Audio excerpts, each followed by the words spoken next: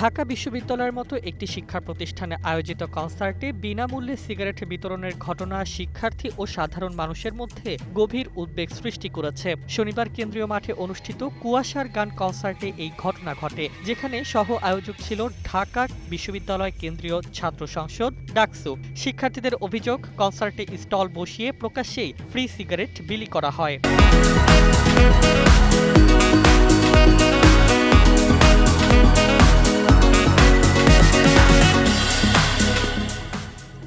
ঘটনাটি সামনে আসতেই সামাজিক যোগাযোগ মাধ্যমে তীব্র সমালোচনার ঝড় ওঠে। অনেকেই এটিকে ধূমপান ও তামাকজাত দ্রব্য ব্যবহার আইন ২০০৫ এর সরাসরি লঙ্ঘন বলে উল্লেখ করেছেন।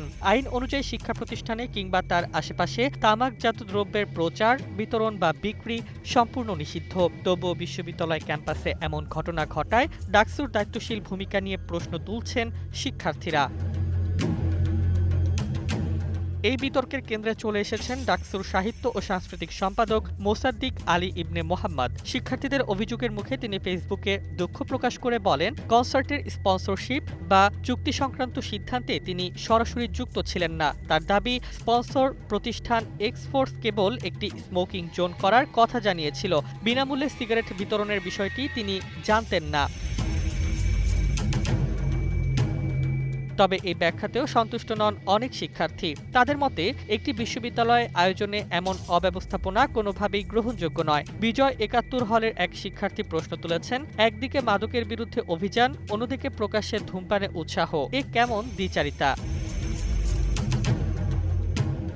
এর মধ্যেই কনসার্টে ওঠা বিভিন্ন রাজনৈতিক স্লোগান নতুন করে বিতর্ক উস্কে দিয়েছে। ডাকসুর নেতার স্লোগানের বিপরীতে শিক্ষার্থীদের ব্যঙ্গাত্মক পাল্টা স্লোগান পরিস্থিতিকে আরও অস্বস্তিকর করে তোলে। অনেকের মতে, একটি সাংস্কৃতিক আয়োজনকে রাজনৈতিক স্লোগানের রূপ দেওয়া বিশ্ববিদ্যালয়ের পরিবেশের জন্য উদ্বেগজনক।